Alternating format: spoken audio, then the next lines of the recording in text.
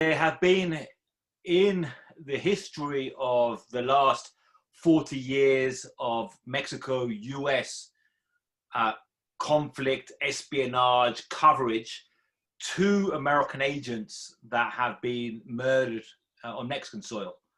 Kike Camarena, who is very, very famous and portrayed dramatically in series such as Narcos, and Jaime Zapata, killed in 2011, who worked for Immigration and Customs Enforcement, or ICE, and was murdered by the Zetas cartel. And his case did get coverage in the president and so forth, but it hasn't had the same place this moment in the American popular imagination, I would say, as the case of Kike Camarena for various reasons. But there is something else there, that Jaime Zapata was in a car with somebody who survived. So a third American agent who tells the story of this, and that is Victor Avila. And he is, there's not many people on this earth who can say they've survived the bullets of the Zetas cartel. One of them is Victor Avila. So it's great to talk to you. Now, he has written his account of what happened in his book, which was released in October, Agent Under Fire, a murder and a manifesto. I also do draw heavily on Victor's case in my own book, Blood, Gun, Money, How America Arms Gangs and Cartels, because there was tracing of the weaponry used in the attack on Jaime Zapata and Victor Avila, which was very extensive. So great to be here with you, Victor. So starting off, to talk about your case, it was, this story being told, needs to be told again. What was it like getting there to the point in 2011, in February the 14th, 2011, who were you? What was happening on that day before the following day where this murder happened, this shooting happened? Yeah, I was assigned officially to the U.S. Embassy in Mexico City, as you said, as an ICE agent, ICE special agent. And on February 14th, Valentine's Day of 2011, I was given I had just actually arrived back into Mexico from another investigation that had kept me out of the country for about a week. And I get a heads up saying that I'm going to be assigned to go pick up some equipment from the ICE agents out of our Monterrey office, out of the U.S. consulate there.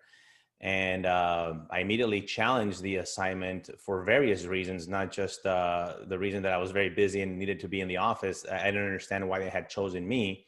But second, because of we knew the intelligence of what was going on that Highway 57, which is the main corridor between that we would travel from Mexico City all the way up to Monterrey, that leads us all the way up to Texas. And I'm very familiar with that highway. I had driven it many, many times before. And so this time what was different is that we knew that the Zetas controlled this area. We knew that the Zetas had a lot of firefights between other cartel members, the police, and the Mexican military. But somehow my supervisors ignored that intelligence. They ignored an alert by the State Department through the U.S. ambassador prohibiting any U.S. employee from driving on that highway, whether it was for personal reasons or business reasons. And so even with the alert, even with the intelligence, my supervisors at the U.S. Embassy still sent me and Special Agent Jaime Zapata, which I met him that day on February 14th, when they said, you're going to take the TD wire, referencing Jaime Zapata as a TD wire, meaning that he was there as a temporary duty assignment agent out of the Laredo office, was there temporarily working, helping on another case. And you will take him to help you drive to come back or pick up this equipment and bring it back the next day. And so even after the challenge failed, we were set off to go the following morning, very early on February 15th. Now, just taking it back a little bit more, like, where are you from in the United States, and what was your job in Mexico City at that time? Yeah, I'm originally from El Paso, Texas, first generation Mexican-American, and I worked most of my law enforcement career in Texas and on the border. I was a United States probation officer before that and worked for the U.S. courts. I worked for the Texas Department of Criminal Justice before that, and then became an agent. And I became an agent when the Department of Homeland Security was just created through the U.S. Customs Service, and then what we know as ICE now. And so you fast forward to 2008, and that's when my first assignment started in Ciudad Juarez, which was back then the most dangerous city in the world. That assignment led to my assignment in Mexico City. When I arrived in Mexico City, other than working everything you can imagine, money laundering, drug trafficking, arms trafficking, all these violations that we see, my focus was on human trafficking. And I led the Global Trafficking in Persons Initiative, and I investigated human trafficking organizations that would engage victims and smuggle them and bring them into the United States for sexual exploitation purposes, and some for forced labor purposes as well. And so I did a lot of that. I rescued a lot of women and children in Mexico and in the United States, and was very successful in taking down a lot of these organizations, and also dealt a lot with the human smuggling aspect of it, where the cartels, and we've seen that a lot today, the cartels started moving into human smuggling, not just to drug trafficking, but a lot of trafficking of not just Mexicans or Central Americans, but of Chinese nationals and what we call special interest aliens. And these are individuals coming from special interest countries that have been identified by the Department of Homeland Security that might have a tie to terrorism and a national security issue, of course, that it is. We followed and investigated those smuggling routes and these individuals that would arrive in Mexico and then get smuggled into the United States to avoid detection.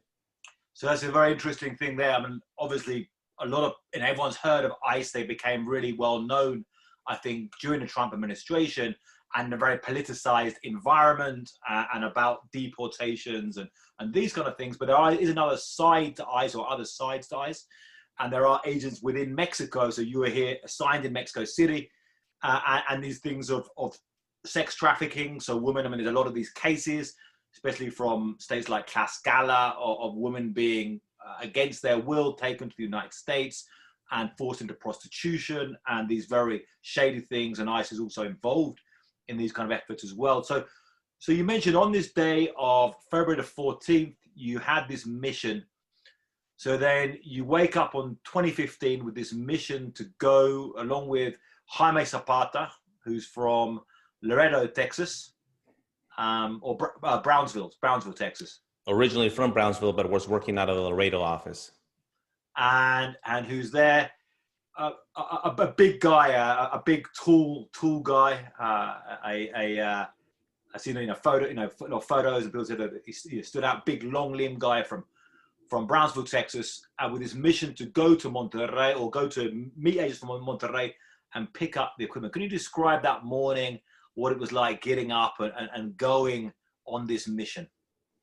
For me, it was hard for me because I had been traveling so much that I was having a struggle at home with that, with my wife and my kids. And I remember my daughter telling me at 6:30 in the morning that morning, "You're going out of town again." And I basically lied to her. I said, "No, I'm not going out of town. I'm still here." But she says very keenly, "You're not wearing a suit," because I always wore a suit to the U.S. Embassy. And she knew that when I did not wear a suit, I was traveling. And so I said, no, I don't have to wear a suit today. I just didn't want to tell her that I was traveling again, expecting to be back later that same day. But anyway, Jaime Zapata shows up. We set off in my armored 2009 armored Suburban that was issued to me.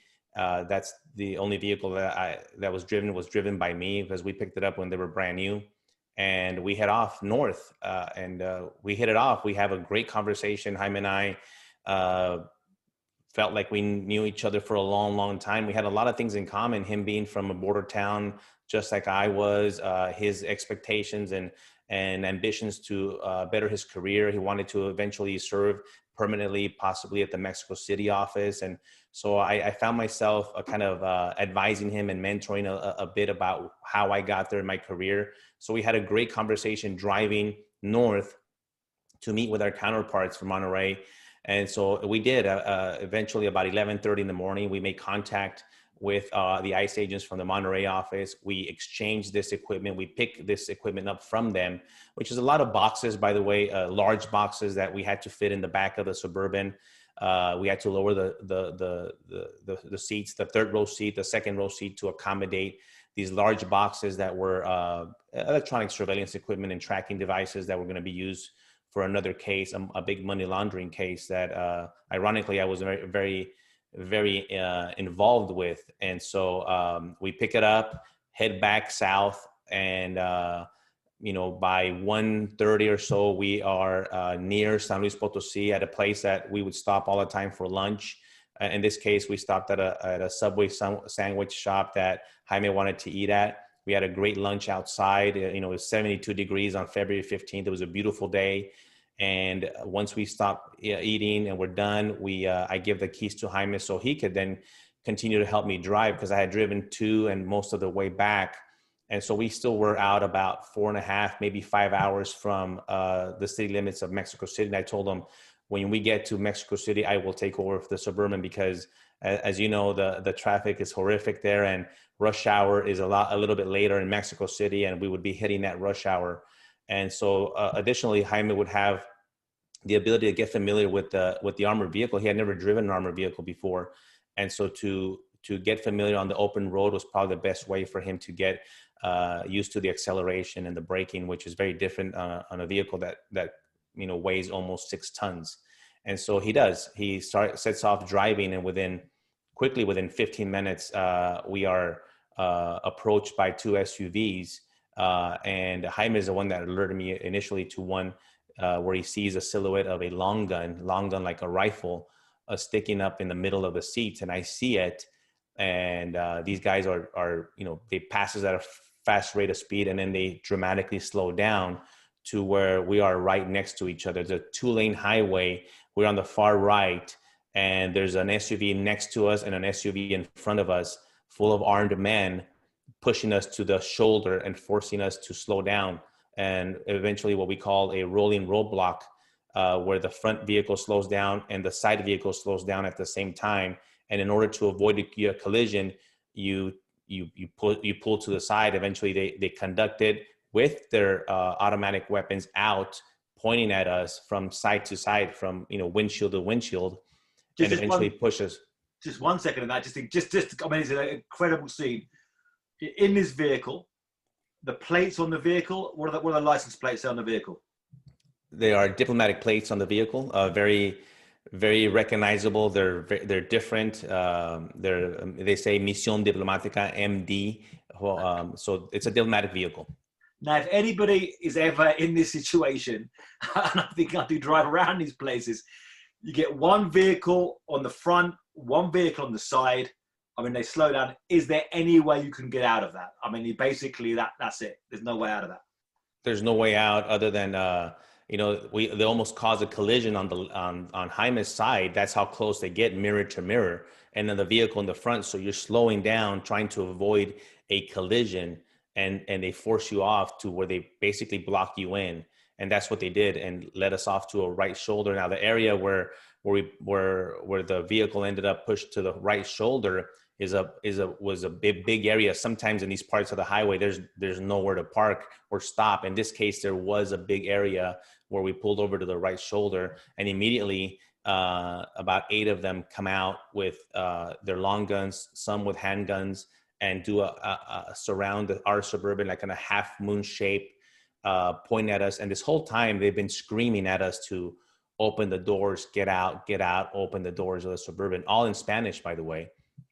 And so we are immediately with our hands up. Clearly, Jaime never says a word, because we were talking about this before. I told him, if you want to come to Mexico, you have to brush up on your Spanish skills, because Spanish is what we conduct business in Mexico. And I take over and I'm yelling at them. We are Americans. We are U.S. diplomats. We are U.S. Embassy employees. We are not who you think that we are. Let me identify myself with my diplomatic passport. I'm yelling this at the top of my lungs, and all I could see is evil in their eyes, and they're yelling, get out, in profanity and language in Spanish. One of them, eventually, one of the shooters comes to Jaime's side driver door and opens the door, literally opens the door, swings it open. And Jaime immediately grabs the handle and shuts the door.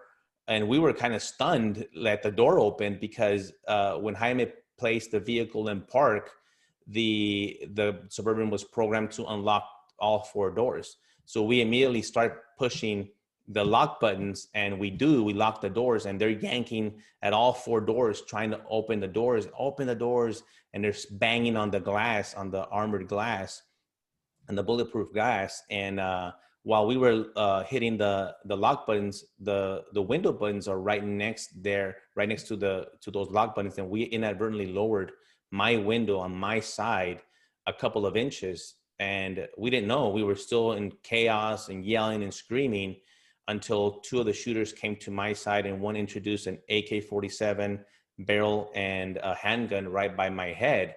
And so I immediately turned to the post to avoid, that. And I raised the window, and it caught the barrels of both guns.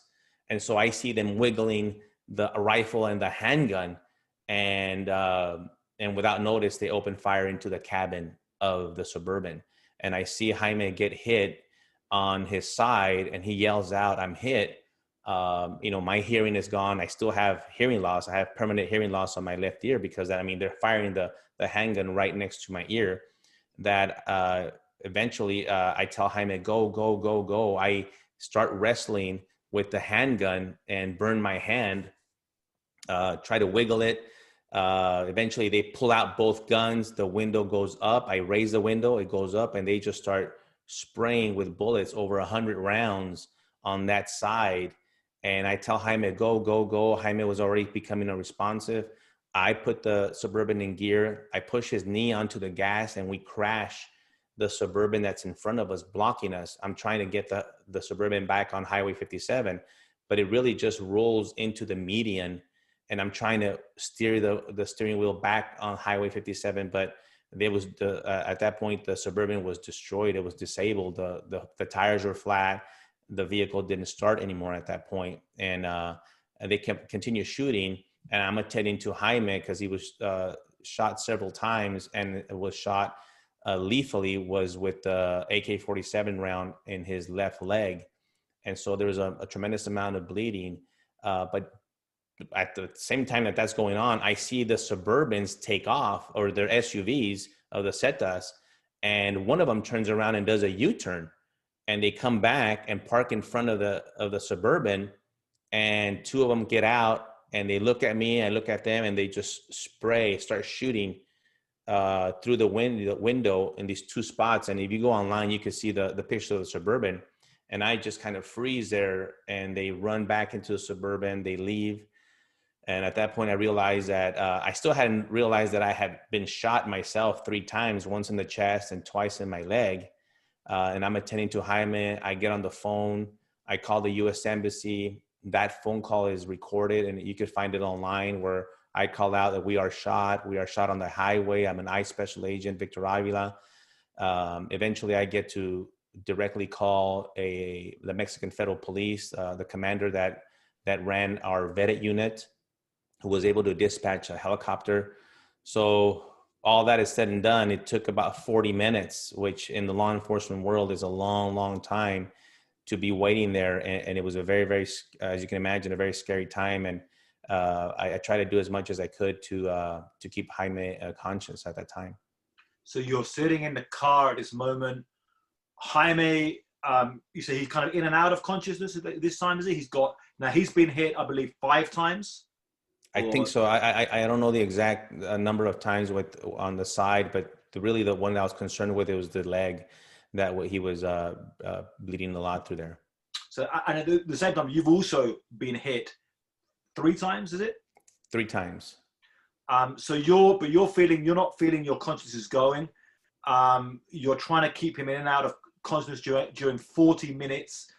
I mean, what did that seem like? I mean, what was your memory? I mean, is it kind of blocked out of that time, or do you remember it very sharply? What's your memory like of that moment? I remember it very sharply, and I tell the story a lot, and every time there's always something that will always. I know just last year, for example, something that I hadn't thought about or remembered a lot was the smell, and I get a little bit of shivers telling you as I tell you the story, but. It's the smells of not so much the gunpowder, because I've been able to shoot guns afterwards and all that, and that's okay. but different smells of blood and other smells inside the cabin that have come back so many years later. And we're talking about 10 years later. And this was happened just last year for me. And so there's sometimes, you're right, there are things that either I just blocked and then they come back. But the overall scene, I remember it just like as if it was yesterday. I remember Jaime not being responsive. I remember shaking him, sometimes even, lightly slapping him on the face to keep him awake. On this whole time on the phone with the helicopter pilot, with the U.S. Agents, with the Mexican federal police, with a lot of people on the phone trying to tell them where we're at on Highway 57 to come and find us. And eventually the cavalry showed up and they get us. The helicopter lands on Highway 57. They take us to the nearest town, which is in the city and state of San Luis Potosi, the hospital there. And that's when the fear really set for me. When I was on the phone is the first time that I realized that I was shot, because my coworker from the U.S. Embassy had told me to check myself. And so that's the first thing he said. I had a lot of glass and shrapnel on my face. So I had a lot of blood of mine and Jaime. And so it was very hard to tell until I looked at my chest and I had a stream of blood coming down my chest. And then I looked at my leg and, oh my God, my leg, I thought this is, I'm going to bleed out myself here. And so, I put a belt over my, like a tourniquet on my leg and just held my chest together. They eventually took us to the hospital. And the real fear then, I didn't have, people ask me, were you afraid during that whole time? I don't think I had the opportunity to be afraid. It's not until we got to the hospital that I was petrified. I knew that these cartels, how they function. I've investigated these cases where they go back and finish people off at hospitals. And I thought for sure that's what they were going to do to me at the hospital. Now, I think most people, know something of the Zetas. I mean, this is one of the most fearsome cartels, particularly in this time period. I mean, 2011 was them reaching their height, 2011, 2012, before they got really hammered.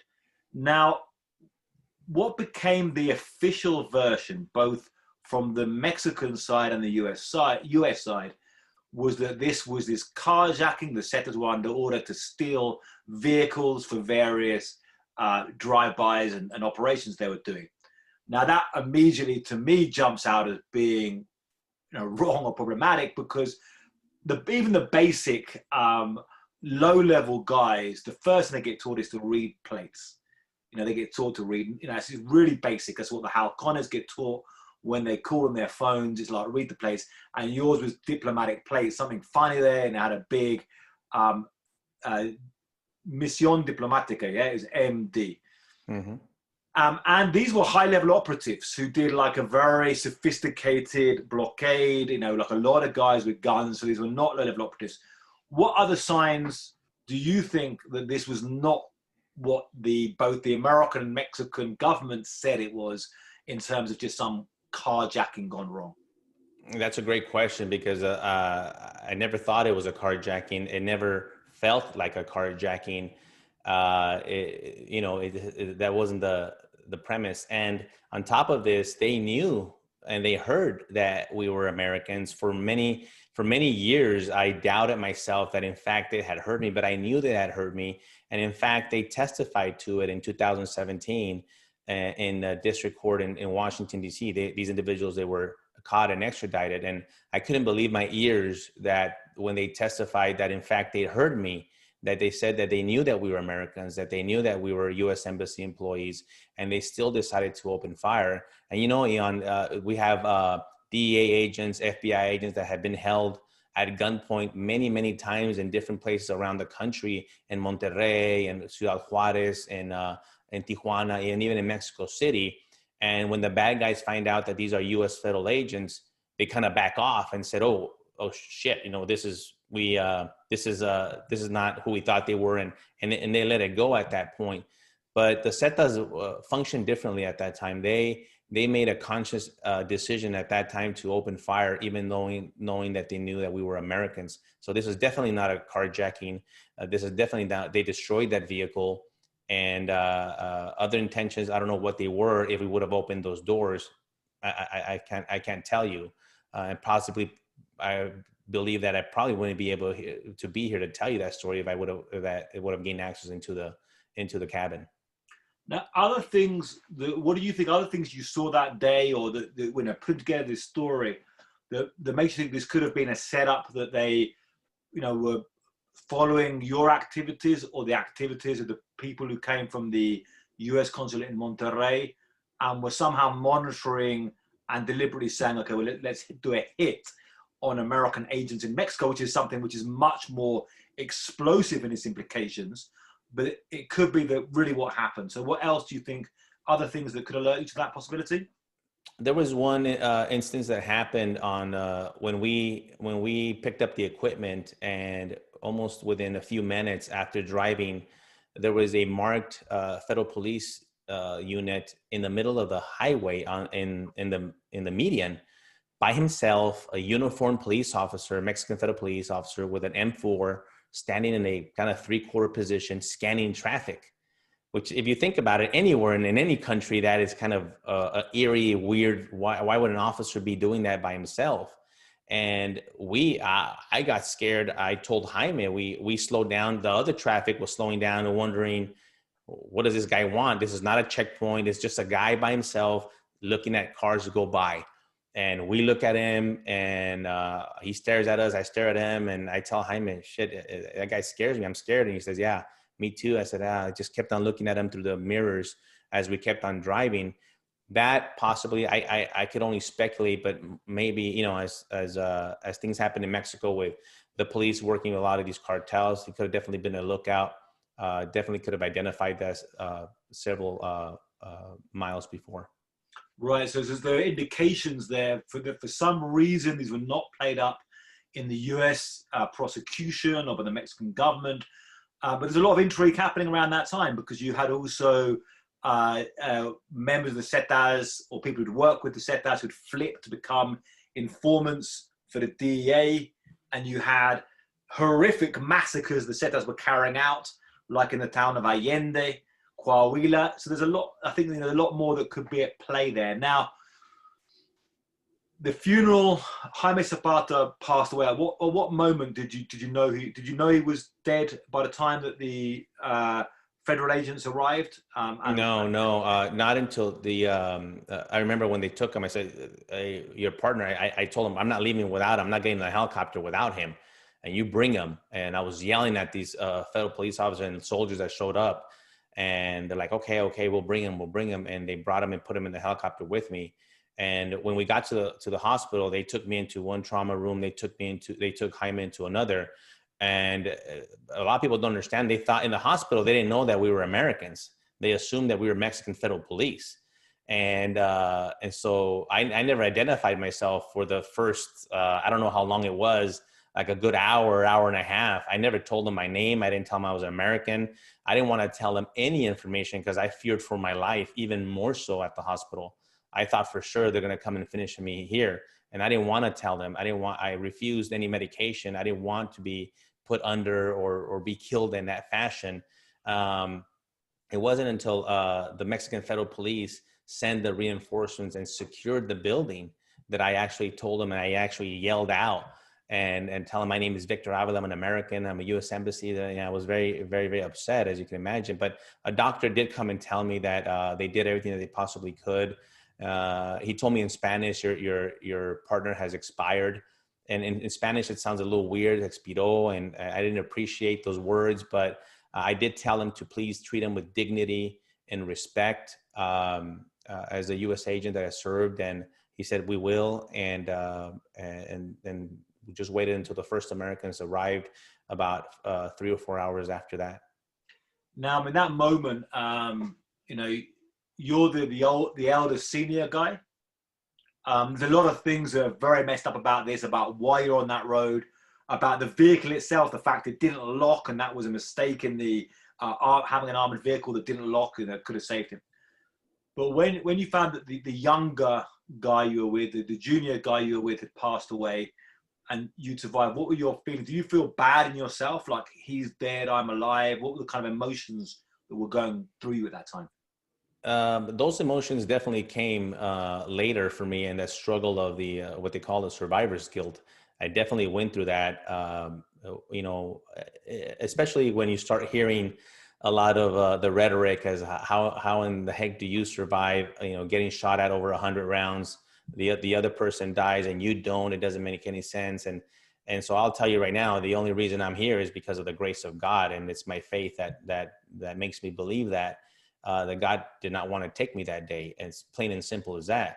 But when I was there during that time in the hospital, I felt as a Mexican American, as a descendant, my parents are from Mexico and first generation American. I felt so alone and so out of place. This was not my country. I felt like such an outsider. I felt like I could have been in China for all intents and purposes. That's how I felt.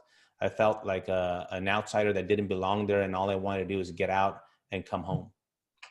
Now, you went home, and there was a funeral for Jaime Zapata. Among the attendees was Eric Holder, the Attorney General at the time, and the head of Homeland Security.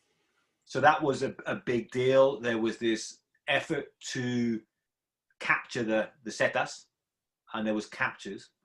And various people were arrested over the time. And one of the things that came out of the case was that firearms used by this group of Zetas had passed through the United States.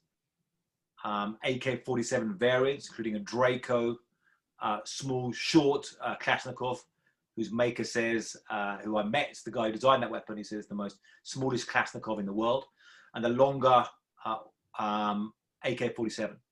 But among things, it was found out they had been trafficked through Texas, and people involved in that trafficking were being watched by DEA agents, by different people, and maybe that could have been stopped. How did that make you feel, this kind of the fact that those guns had come to the United States, and the fact that perhaps there could have been better efforts, the Justice Department concluded there could have been better efforts to try and stop the traffickers of those weapons get into the hands of the people who murdered your partner and left you with these injuries for life? Well, the devastation was, to say the least. But you know, Fast and Furious had just broken a couple of months before with the death of Agent Brian Terry in Arizona, the Border Patrol agent that was murdered with Fast and Furious weapons. You know, the gun walking operation, and this was exactly the same thing. It's just happened out of Texas, and there's a link there. But it's a gun walking operation. ATF had, like you said very accurately, had identified the arms traffickers sending duffel bags full of guns to Mexico without them ever being watched or traced or followed through with a controlled delivery. Or there was no enforcement other than let them go into Mexico and arm these cartels. And so it is very devastating to learn that, in fact, our government had the opportunity to arrest these individuals months before, because they had them fully identified, so much that as soon as our shooting happened, they were in custody within a few days. That's how quickly they went and picked them up. And so it makes no sense that this government would want to participate in a probably the biggest botched U.S. law enforcement operation ever created by a federal law enforcement agency. And this is Fast and Furious that I'm talking about, and allowing guns to walk under the watch of the federal government, because there's a lot of people that were affected, not just us, but gun shop owners and other people. And these guns, by the way, have turned up in very many murder scenes, not just in Mexico, but around the world, in Paris. And it's not just weapons, it's night vision goggles and 50 caliber weapons, a lot of other things that they allowed to go into Mexico. So to this day, we still don't have answers. We tried, and because of a executive privilege order asserted by President Obama, it's kept us from obtaining documents related to Fast and Furious or even our shooting. So with this, I mean, this is obviously part of how things went bad, the relationship between you and the government, which you were a federal agent for many years, but also you kind of fell out with the organization of ICE, with the agency of ICE, and eventually got medical retirement. I talk a bit through about what I mean. Looking back now with this time, why that happened, why that. I mean, ICE did not give you the backup you deserved. Why did things go wrong between you and ICE and the federal government after you surviving, being shot in the line of duty, which you think, this makes you a historic figure, I think, in the Mexican-US relations. Why did this, go badly for you? I wish I knew the answer for that. I never expected or requested any special treatment from my government. All I wanted them was to just take care of me and my family in a normal sense. After an agent goes through this kind of trauma and this kind of event, they just didn't know how to deal with me. And whether it was because of the weapons, whether it was because we filed a lawsuit because we tried to question the decision making from our supervisors, which, by the way, that never ended with any recovery. It was dismissed for the same reason, because we never received documents from the government, so the lawsuit was dismissed. We were just exercising our rights to try to get answers from our own government, but ICE and the Department of Homeland Security basically did not open the doors for me to continue to go work. They never made it. I could have gone back in many different capacities to go serve and continue my service, but they basically closed those doors, and I found myself in a very awkward position where I still struggle with the loyalty to the government. I was a very loyal federal employee, and then came to the harsh realization that my career actually ended that day that I got shot at. I just didn't know it. And I still thought that I was going to go back to work. And eventually I realized that that wasn't going to happen. They didn't want me back. And I didn't want to go back at that point. And so, like you said, I sought a medical retirement, and it was granted in 2015. Now, I mean, I'd love to keep talking. I know you've got another interview, so it'd be great to cover in the future, come back and talk in more detail about your book's actually a murder and a manifesto, and you have chapters where you talk about your vision of border policy and so forth. I'd love to get back in the future on the podcast and talk about those. But for the last 5 minutes, just to talk a bit about this polarization in America right now. And I think your case and these issues fall very much into this polarization. Why do you think, I mean, I think your case should be well known across the board. I don't think it's political in a sense of left or right. This is the history of the US, United States, and an operation going all kinds of places. The issue of the guns going down is, gets confusing politically, because, there's a lot of critics from the left about the firearms, but then the right about the, bad or botched operations. Why do you think your case, and you've been received so much more by the conservative media than perhaps by the mainstream media in terms of this coverage? You see that, or how do you see that? I do, and I wish I had more access to the mainstream media to tell my story, because you're absolutely right. A lot of my story is really a nonpartisan issue. This is something that happened, and it's a national security issue. It was a U.S. agent killed in line of duty serving to protect our homeland. Didn't matter who the president was. Maybe it became partisan because it happened under the Obama administration. Maybe it became partisan because of the treatment that we received afterwards, and they basically didn't care for us. Maybe it's that. Either way, what I talk about in the second part of my book, that manifesto, is my own experiences of dealing with the border, with the human trafficking, with the human smuggling, with the sanctuary city policies, and what I see in real solutions from a person that has actually worked the cases, a person that's lived there and has worked there. I'm not a pundit that goes and visits for 5 minutes and tell you I'm an expert. I'm actually a subject matter expert in human trafficking. And so I've seen it firsthand, and I continue to see it as you and I speak today, what's going on our border. And I just think that it comes to a point where we should, this polarization that you say is not benefiting anyone in our country. That's for sure. And I think by me sharing the story and telling what I think these solutions would help be when it comes to the cartels and all the other things that I mentioned, I think it would benefit people to know the story, and at least to listen to the side that I bring and the solutions that I offer. because I think they're good ones. I think that they're logical, they're common sense solutions that could possibly benefit the U.S. and, believe it or not, even the people that are trying to gain access into our country. Great. Just a last question then, and it's been great, hearing this again, and say it'd be great to talk again. But last question for now. You're born in the United States. Your parents came from Mexico, so your grandparents from here. From here, you have cousins from here in Mexico.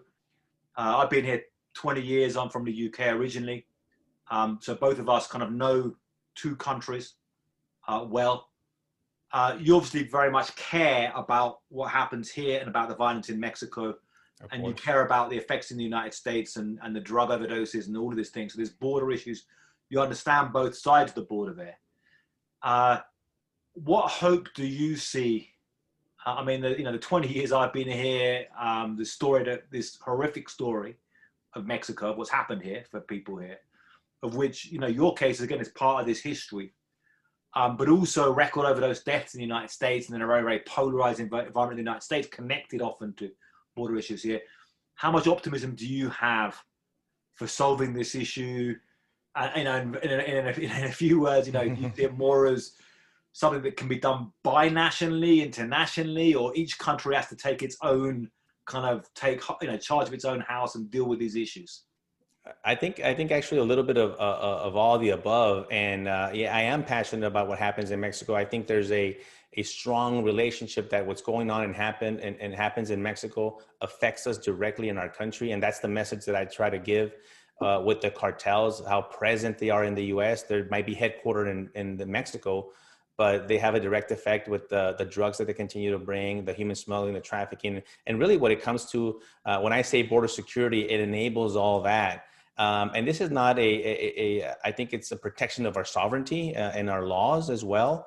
And I try to remain optimistic. It's hard when you see the conditions continue to derail and continue to crumble. When I started in 2008 there in Mexico, I thought for sure this is the lowest that Mexico could be at. This is the worst, the violence.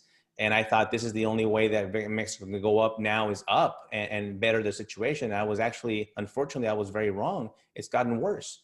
It's gotten worse with the cartels. It's gotten worse with the insecurity. It's gotten worse with all the illegal activity.